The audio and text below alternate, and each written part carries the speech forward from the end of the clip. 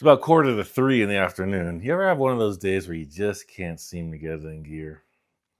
Driving around in the morning, doing your errands, kind of sitting in the car for too long, listening to music, just really enjoying life. Someday, maybe that'll be happening with this baby.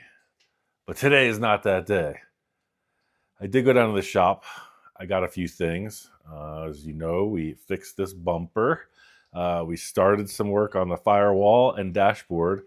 So I got the last couple pieces I forgot in the shop on the dashboard. So let's check that out and see what's going on there. And this also needs front shock. So I picked up the calipers so that we can make sure all the clearance is in check. And maybe we'll do some progress on the shocks. I don't know. It's always a tough thing with these Mustang 2s and the offset with the rim. Sorry, is there something we can help you with? Is there a passion in the room?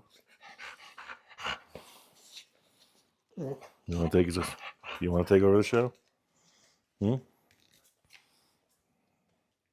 She thinks we're having guests, so she wants to be all part of it. How do you feel about this? What was I saying? The dashboard.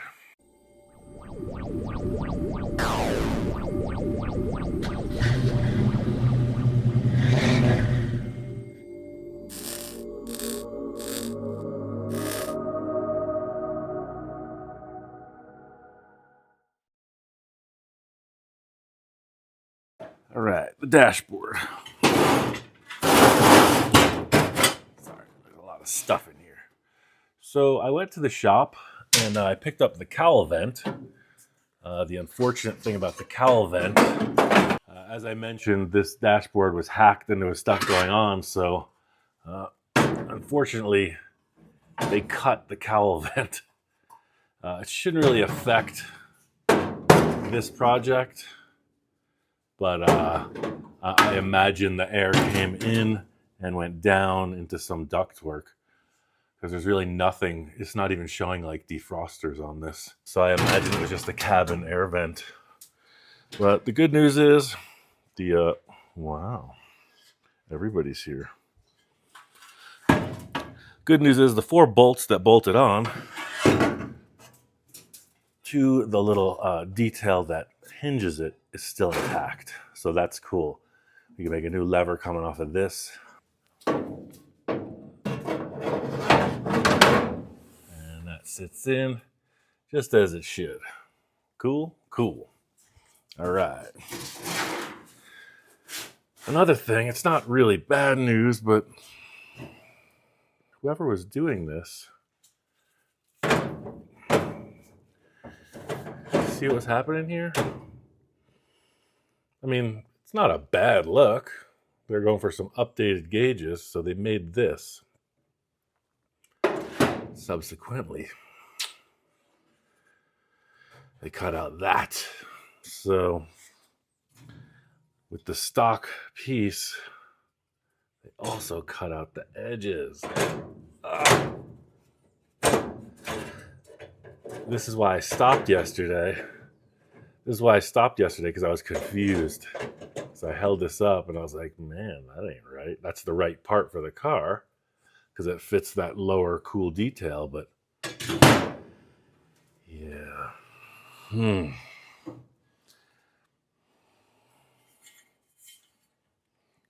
So I don't know if this had like a different detail on the edge. I'm sure I could look it up, but this has definitely been cut. So I'm not going to try to get another one of these because we have this one. So the question becomes, do we build onto this a little strap that comes over onto the dashboard? I think that's the answer.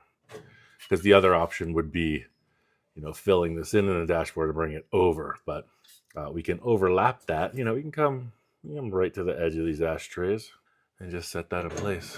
But look at the top. Even the top's been cut. Look how crooked that is. So that's something we could task ourselves with today. because this lower part is in great shape. The 4 bolts are there. The tabs are still on that, so that will come down to wherever it lands. So that's part 1. That's a close-up of the steering column, by the way. I forgot to get that yesterday, so that's all good. All right, I got these little hot rod shocks. So the other thing that needs to be attended to is in here with the suspension. Took the steering off just so we could swing this easy. Caliper's not connected yet, but the issue becomes, with a rear steer setup, there's a lot of room because the tie rod is in the back with the caliper, etc. And you can put your shock right here. No problems. So back here, you can see the caliper. It obviously doesn't steer this far in, so that's part of what we're thinking about also. I'm going to need to work a little on the angle of these bags also. I don't think we'll ever extend the arms this much. Right now, this is that full, complete drop with no shocks. So there's a hole here on the arm, and there's a structure that goes through. Like if you use a coilover shock, that's what these are designed for. It would bolt up inside here. Bolts would go through. So I think that's a good location to mount the shock. So we got a 1/2-inch bolt that attaches that to that. That's cool. And see, when this comes in, this is what I was describing. It's going to hit that. And of course, we need to mount this to the chassis way over there. And yeah, I've seen people turn them in like this. That's totally doable. But right now we're at full down drop on this axle. I think I'm going to put the floor jack in there and check that out. This hardware might even go through. Let me see if that's 1/2 inch. No, looks like that's 7/16, and I'm waiting on my new cordless drill also. So I'll put the floor jack in here. Let me see if I can find a bolt that'll just temporarily hold that. All right, got a smaller bolt. That's just temporary. Stick that through here. Right, so that's definitely cool. That'll work. But we want to watch how the attitude of these arms change, because you don't want the shock, like, you can, but you want to minimize how much you're making it rock. That's pushing on the bushing. I just wrote that myself. If it's pushing on the bushing, you're going to have some conflict. You want it to go straight in its travel. So we definitely, we don't need the whole of the travel. We want it to go all the way down, but we don't need it to come all the way up.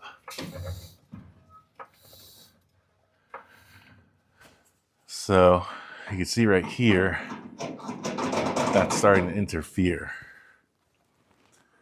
So that's where it wants to naturally travel, is just above that. So as soon as the airbag is compressed, yeah, see, now I got the weight of the car completely on this. So that's pretty much where we want to build our shock mount. Very close to this upper A-arm. And then probably as inboard as that.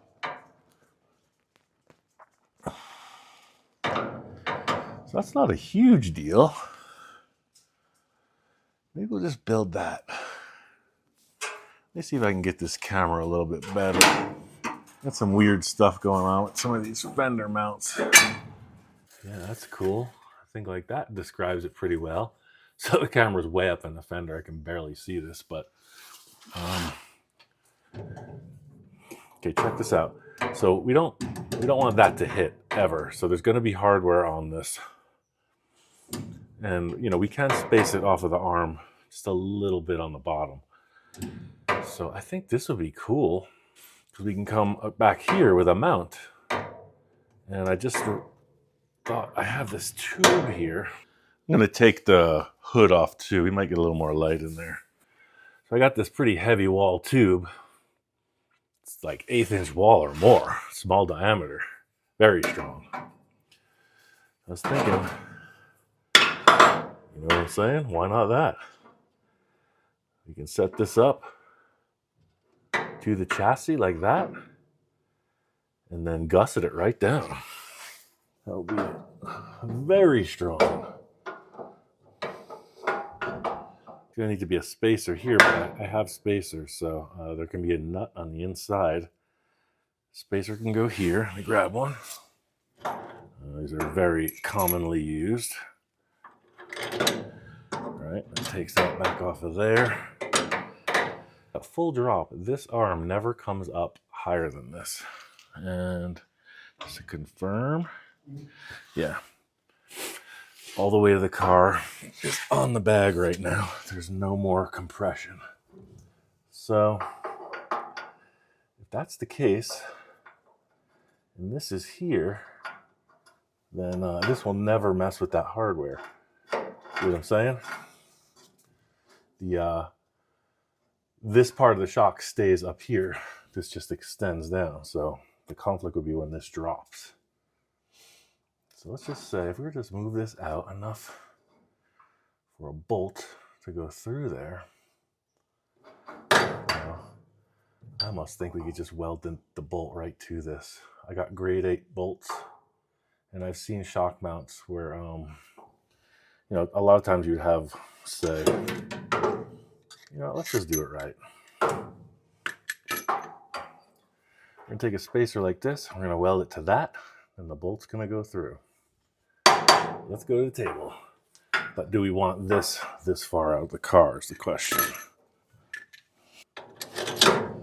Typically, the more upright the shocks are, the more leverage they'll provide. If they're angled in, they're not moving up and down quite as much. But you want it to travel with the cycle of the suspension. So I think this is going to be good. Yeah, let's do this detail on the bench. We'll weld that on. Yeah, that'll totally work. Then we'll cycle this to the bench. All right, so this is a pretty straight ahead setup. We want this perpendicular to this angle that we cut. We want it centered. I'm going to raise this up just a touch.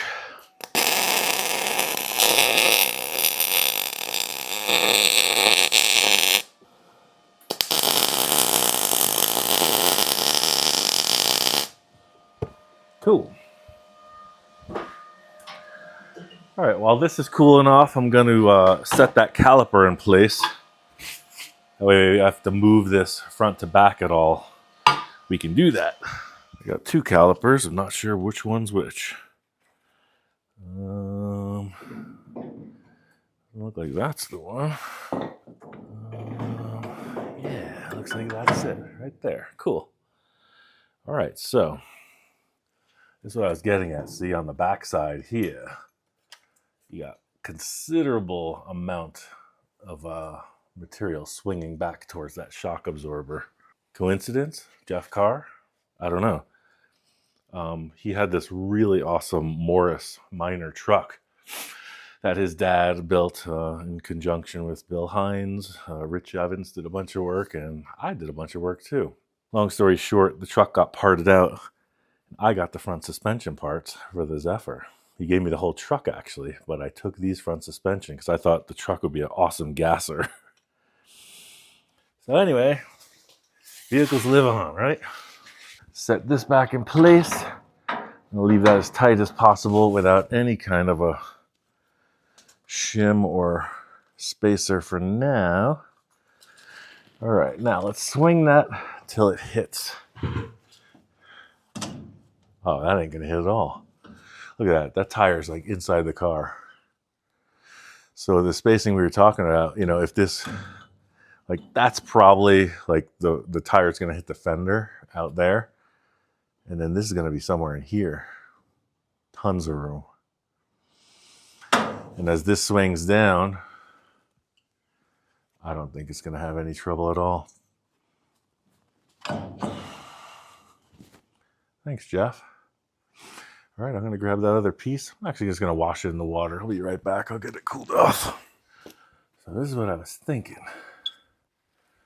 Because this will be, if you got a lock nut or other hardware on this side of it, it gets increasingly closer to this arm. kind of what I was thinking. Get this caliper starting to mess with me. It's making everything twist. All right, let me get this. That. Oh, look at that. Just makes it super cool. All right. Are we all thinking the same thing right now? Like, this could work? I think we should weld that on. It's looking good to me. I'm gonna get the welder. I'm gonna get that, might even lean in the hood. I'm not sure. I'm gonna weld that in place. You can see how that tube lands on this chassis, and we can make a big gusset and ain't going nowhere.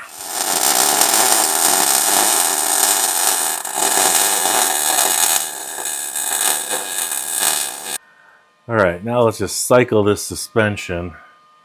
You know, this is gonna wiggle and wobble. I'm not concerned about that. I'm concerned about if this comes in and hits it. No, that's totally cool. So, wow. Yeah, that actually works perfectly with that amount of stroke. I can sheet this in a little bit with a spacer depending, but let's see what happens with that caliper again.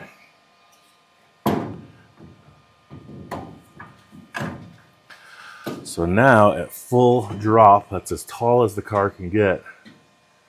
Yeah, so that's resting on the shock. And look at the angle of that. That's plenty of turning radius. It's a lot of steer. In fact, well, the column is kind of bound up, but yeah, let me turn that wheel all the way. Let's bring this out and see where that comes. Yeah, look at that. That's full steer. That's a full hard right turn all the way out. And it goes further than the rack will allow. So totally cool. Look at that. Just enough. All right, now let's bring it back up with the caliper on. See if anything changes regarding that. Suspension's fully collapsed. The car's weight is on the closed bag.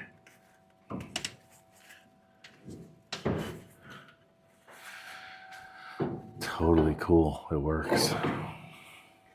I thought this was going to be a lot more complicated. Neato. Bolt does not hit the arm. That is super duper strong. It looks cool because the shock mount is at about the same angle as the suspension arm when it's collapsed. Pretty neat, and they're the same diameter. So now, what would look cooler than that? To have a nice gusset coming all the way down. So yeah, that's the only issue is to get the shock off, you gotta drop the suspension a bit and then pull that bolt through. Not major. All right, so I don't know. The shock, it's not gonna have any real left to right stress, forward to back stress rather, and if it does, that tube is locked down tight. And I would venture to say we don't even need this gusset, but it's going to look cool if we do that. So let's get some solid round, put that in place. I got a really long piece, so I'm just going to measure this. So if that comes into there, that looks pretty decent, and it won't complicate matters. Or do you want to do that, just so it kind of triangulates? Yeah, that'll give this little hanging edge a purpose. Let's do that. Let's make it 7.5. I'll be right back. So as I was mentioning, the amount of force it's going to take to even bend this is pretty phenomenal. So it's locked in at both sides. And again, it just kind of brings that line somewhere.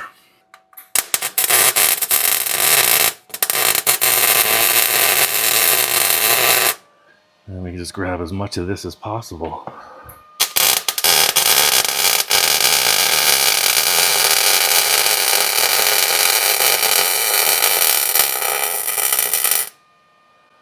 Yeah.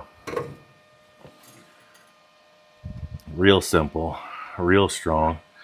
And if I want to go even crazier, you know, maybe later, if I hit that to that, forget it. That is locked forever. It's never coming off. We just hit this a little bit right here.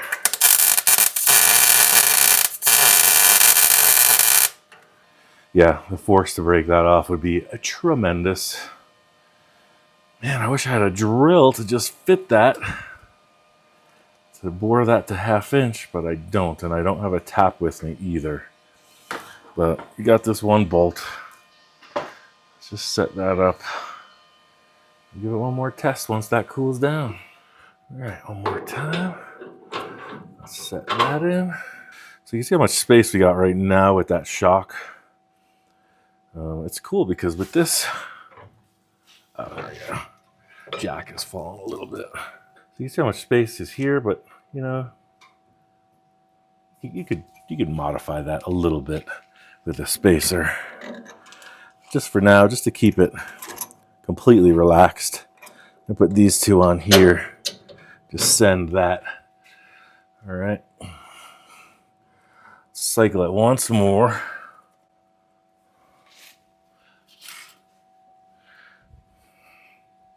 Okay, we got our caliper. You're at full drop. Oh, I got the steering attached now. Yeah, totally cool. Drop that.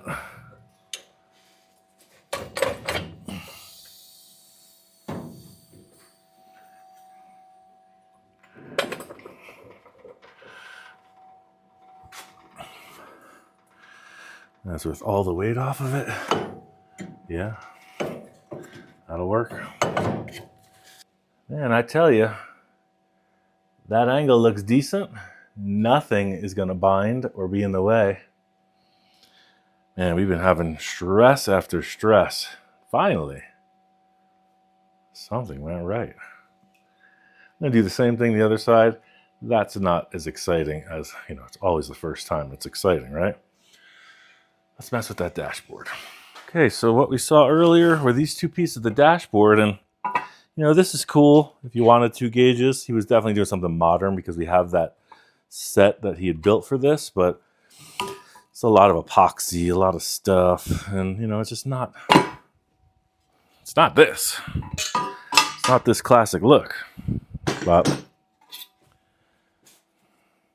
somebody torch cut the top, and then it looks like they went in with some kind of a saw and just hacked it. Such a shame. Oh, and one of these tabs is missing too, but that's easy to fix. So what do we do? What do we do? Well, we know we want this wider. Why don't we just face this off with round stock? And this will give us enough material to really just weld in any gaps. It's going to have filler on it. It's not a structural piece. So let's curve this. Let's put a shot through here. Right? Then we'll do 2 sides. That should be cool.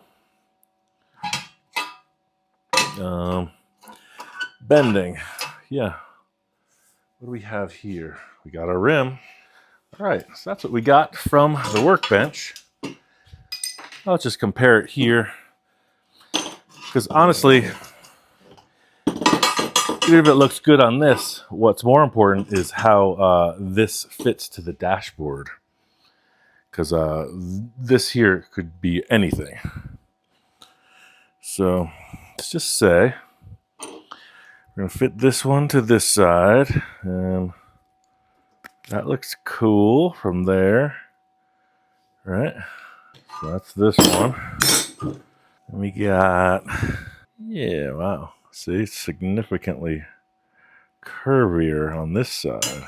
All right, so the hard curve going towards there. Yeah, see, it's missing a piece, that tab.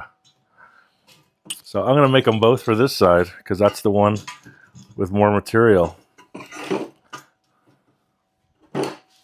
See, this tab comes off and we want that detail, so let's just say, cut it here, and we'll leave this one kind of wild. That's where the fine tuning comes in on the dashboard. These are reasonably close. I can see already this one's not flat. It needs a hit. Yeah, that's curved. There it is. Now it's flat. Yeah, good. Cool. Let's put these left and right on the dashboard.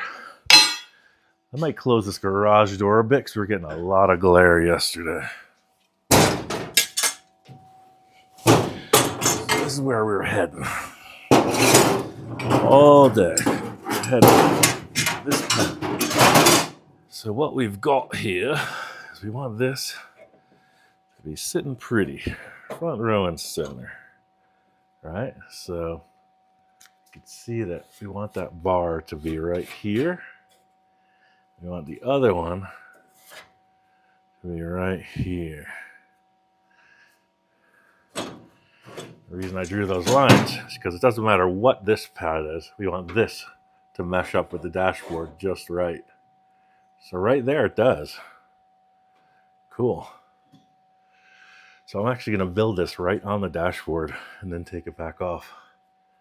You heard me right. I'm going to tack this to the dashboard up here. Alright, so we got this here, like so. And now we want this to find its happy place in the universe. She'll be covering that. Yes, let's set this again. That looks cool, like that. Yeah. See, now that can sit flush on the dashboard, hiding those other imperfections. It's actually never going to hit that mark I just cleaned. I'm gonna try to cut this. Let's tack it on right here. Back in action. That looks good like that. Check. And this will sit here, wherever it lands on the dashboard, nice and flush. No, I don't like that. How about this?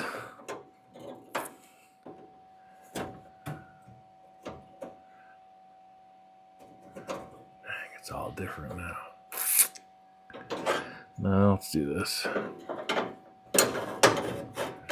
Yeah, it's pretty much however it wants to lay. Definitely not trying to destroy this piece. We've got this coming in. This looks good. It's got to be a lot more bent towards the end here, so I try to just get this with this little leftover piece of tube. Yeah.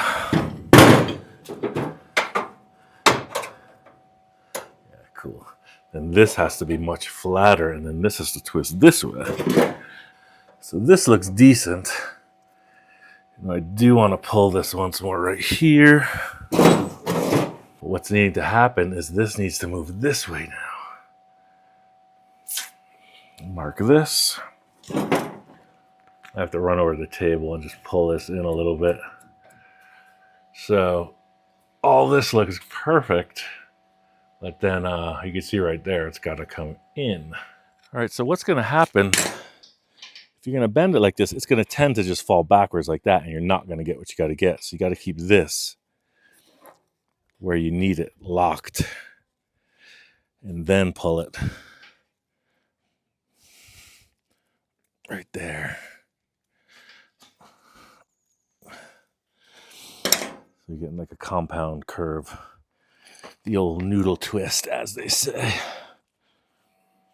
All right, so now we got that coming up just right.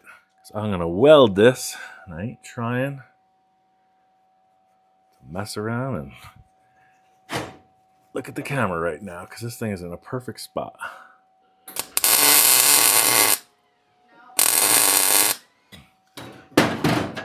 See, I don't really mind having this sit on top of the dashboard because it just gives it a bigger presence, you know? That's cool by me.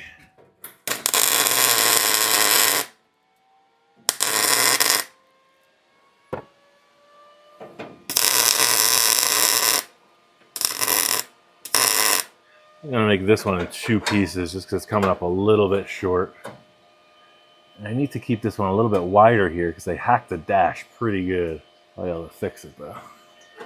All right, so I'm going to pull this down with that pipe.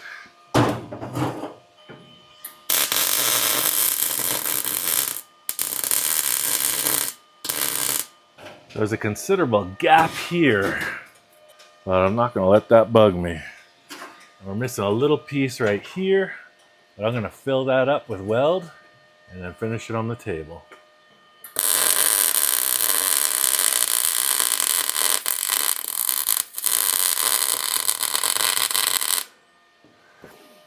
Main thing I'm trying to accomplish is just to get a good surround that's even on the ashtray on each side.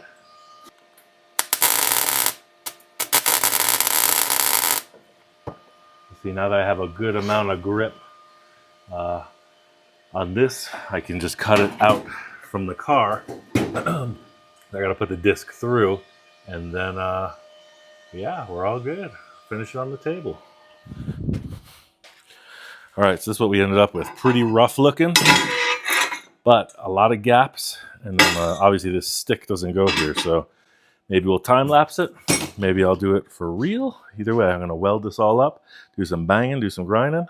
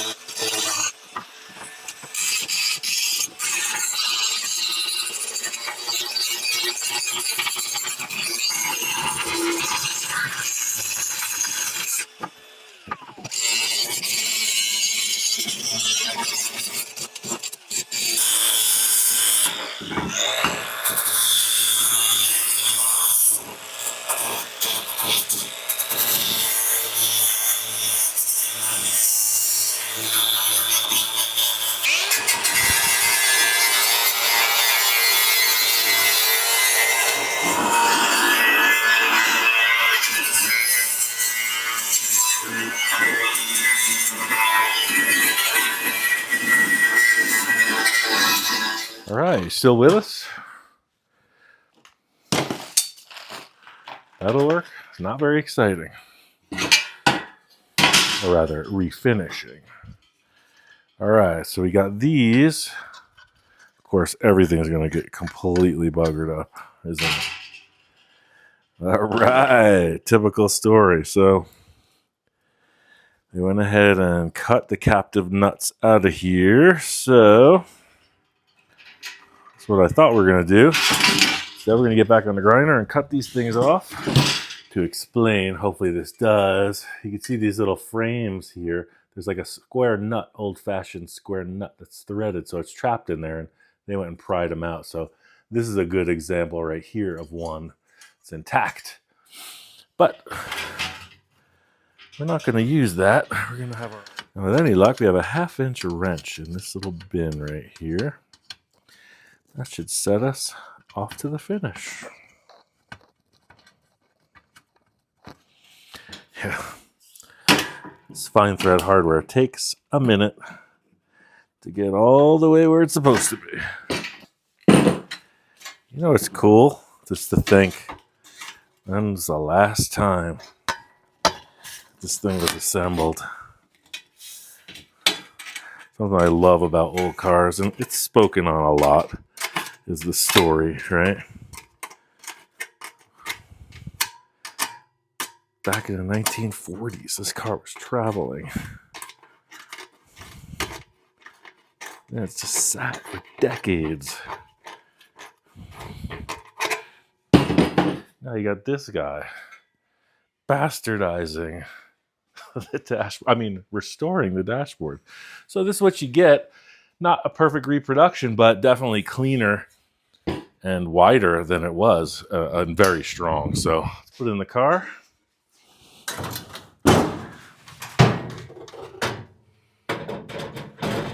Yeah. Yeah, now we'll sit just like that.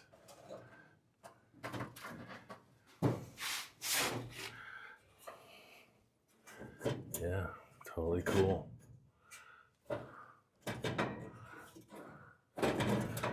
Do a little more cutting. Up there it went. Yeah, just a little hanging up. So yeah, that's what you get. Pretty groovy. With that recent accomplishment, we got our shock in place. I'm gonna do the other side. The dashboard is here. It's going to be a lot of stuff to go into this regarding what gauges, what goes here. I don't even know if we can find that. So yeah, that's a long-term story, but man, I wish we could just, like if there's a clamp, I'm going to do it. I'm just going to get some tape. Actually, I've got wire, Jamie's plant wire.